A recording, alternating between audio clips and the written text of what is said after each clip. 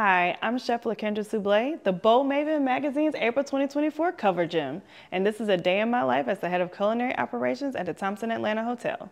So my days typically start off different depending if I go to the gym or not. If I go to the gym, then I'm up at 6 a.m., do about an hour, and then I come back and I make my fresh cup of coffee. My day cannot start without that hot coffee touching my lips, you know what I mean? And in that moment, I normally play meditation music. That is my biggest thing. I have to have my coffee and my frequency sounds. And I make breakfast, and depends on how much time I have. I'm either gonna go for an omelet or probably steak and eggs. So the omelet, I load it up, turkey sausage, bell peppers, onions, spinach. My favorite cheese is goat cheese. My favorite. And then if I do steak and eggs, then I like my steak medium rare or medium. And then I always have avocado with my steak and eggs. And I'm also a poached egg girl. So we're gonna go for medium. And then I normally pack a smoothie with me and my protein snacks, and I'm out the door about 10:30. As head of culinary operations, my day-to-day varies. I choose to pretty much do a mid-shift, so I normally come in about 11, and I work about a 12-hour day. And you know, the higher you go up in the culinary food world, the less cooking you do, which a lot of people don't know that. But typically when I come in, the first thing that I do that's very, very important to me is I check in with my team. I make sure I go to every person, I ask them, how you doing? I say, hey, can I get you anything or can I do anything for you? Hands down, that is the most important thing for me to do throughout the day, is to make sure that my team is okay. Then after I do that, there's typically a lot of meetings. I'm talking about productivity, labor costs, food costs, how things are going on in the outlets. We're going over reviews. Are there good reviews? Are there bad reviews? There's always opportunity to make things better, and those are things that we discuss. We discuss how to activate each outlet. Maybe there's a specialty menu for an activation, and that's where I come in. Or maybe we have a special event, and that's where I come in. Or someone wants something off record, or maybe they booked a catering event and they want something special that's not in the catering package, and that's where I come in. So as much as I don't cook as often as I would like to, I still have an opportunity to do things when there's special events or changing menus. That's where I come in. But most importantly, I want to make sure that when the guests come through the door that you're having a wonderful food dining experience, and that's where I come in. So with menu changes, try to stay as seasonal and as fresh as possible.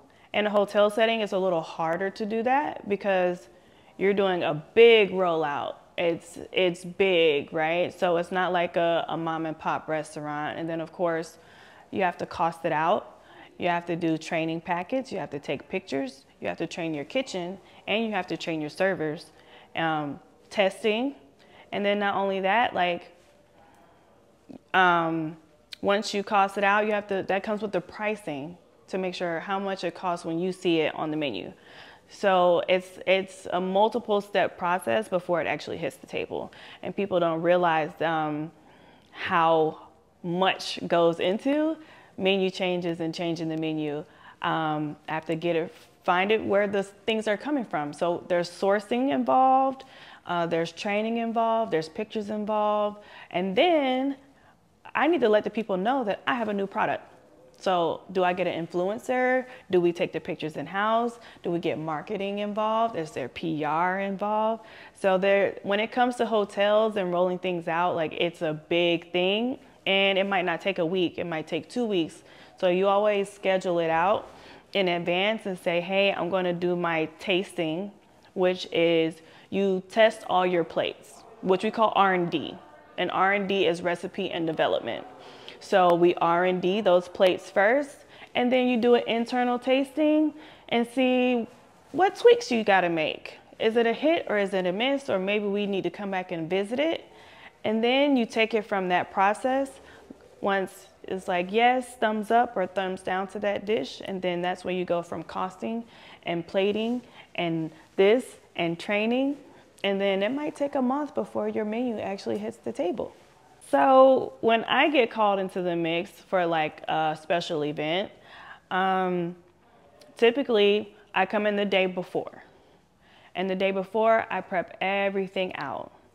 And I want to make sure I'm set up for success. I get my speed rack and I prep everything out.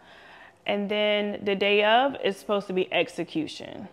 So you want to make yourself as organized as possible, and you want to make sure that you order all your product ahead of time, because a truck can break down or you can order something and they're completely out of stock. So you want to make sure you're giving yourself enough time to pivot and figure things out. So prep a day in advance or 2 days in advance, or call your vendor or your rep and say, hey, I really need a thing.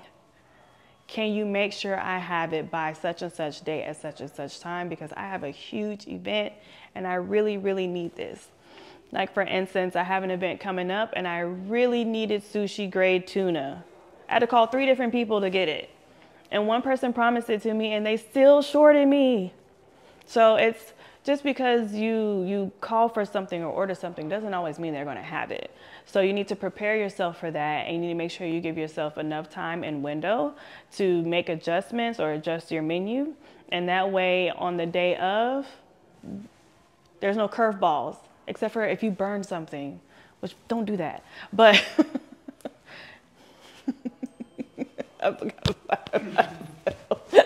after a long day's work, there's 2 options.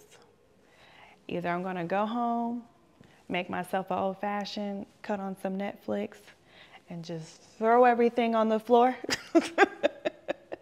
Or I have my bag ready with me in the car, and I'm gonna go meet up with my best friends after. And typically we go to like MCK or the Optimist, which is another one of my favorites. And we'll sit at the bar and have a good time. But I always keep a bag in the car, because you never know what's gonna happen when you clock out. And that's a wrap, and check out my story at theboldmaven.com.